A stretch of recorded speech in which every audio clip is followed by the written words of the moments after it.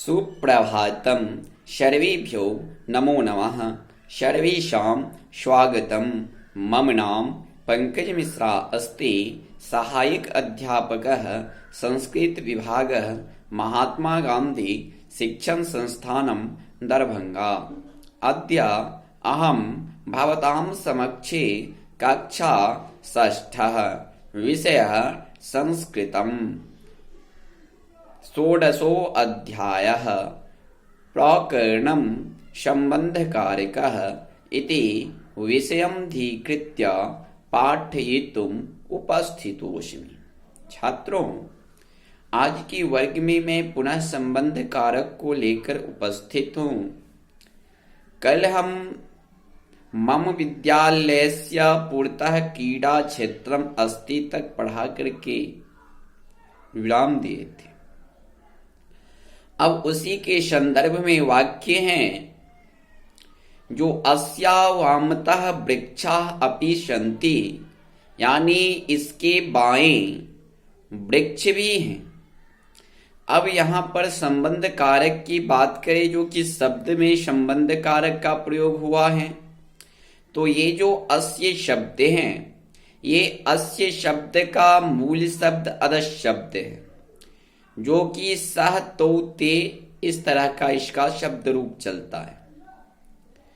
Next वाक्य है तेषाम उपरे खगाः तिष्ठन्ति, यानी उस वृक्ष के ऊपर पक्षी रहता है।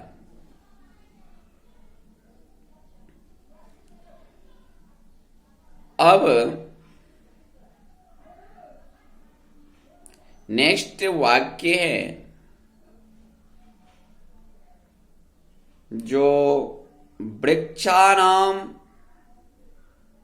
छाया अति सघना अस्ति।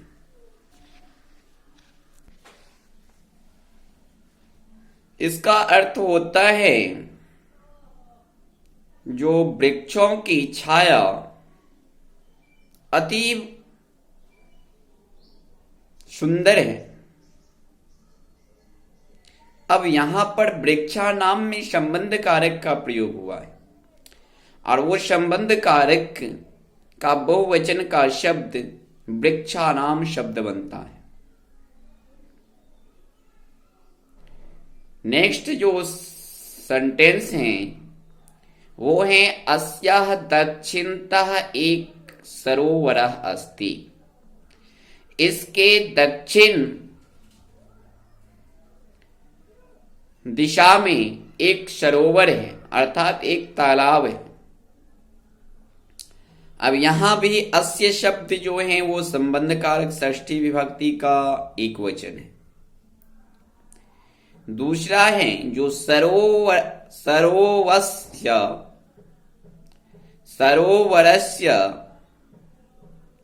जलम स्वच्छ अस्ति, अर्थात तालाब का जल स्वच्छ है। यहां सरोवर में स्व प्रत्यय जुड़ने से संबंध कारक का प्रयोग हुआ है। उसके बाद है जो मम मित्राणि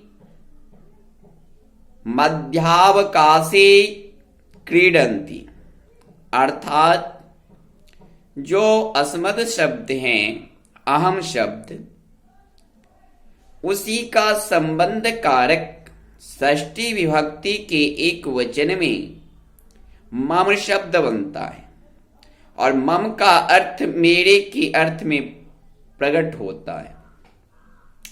तो यहां पर वाक्य है जो मम मित्राणि मध्यावकाशे क्रीडन्ति, अर्थात अर्थ होता है जो मेरे मित्र बीच के अवकाश में, अर्थात किसी भी कार्य में जो बीच में अवकाश दिया जाता है, छुट्टे, उस अवकाश में खेलते। तो यहां मम में संबंध कारक का प्रयोग हुआ है। उसके बाद है जो सूर्यस्य आतपः प्रचंडः भवति, यानी सूर्य का धूप प्रचंड होता है। अब ये यहां पर प्रचंड शब्द की अर्थ करें तो तीव्र अर्थात तेज होता है।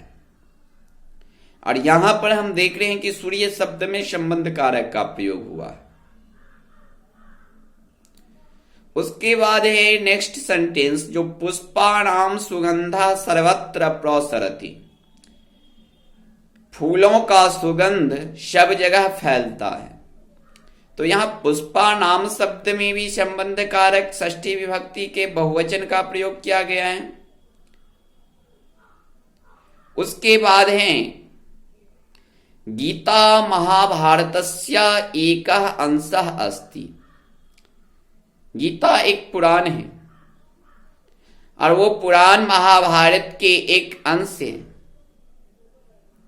अब यहां पर महाभारत शब्द में संबंध कारक का प्रयोग हुआ है और जब ये संबंध कारक का प्रयोग हुआ है तो स्व प्रत्यय महाभारत जो मूल शब्द हैं उस मूल शब्द में स्व प्रत्यय आकर के जुड़ा है। जैसे ही जुड़ा तो महाभारतस्य शब्द बना।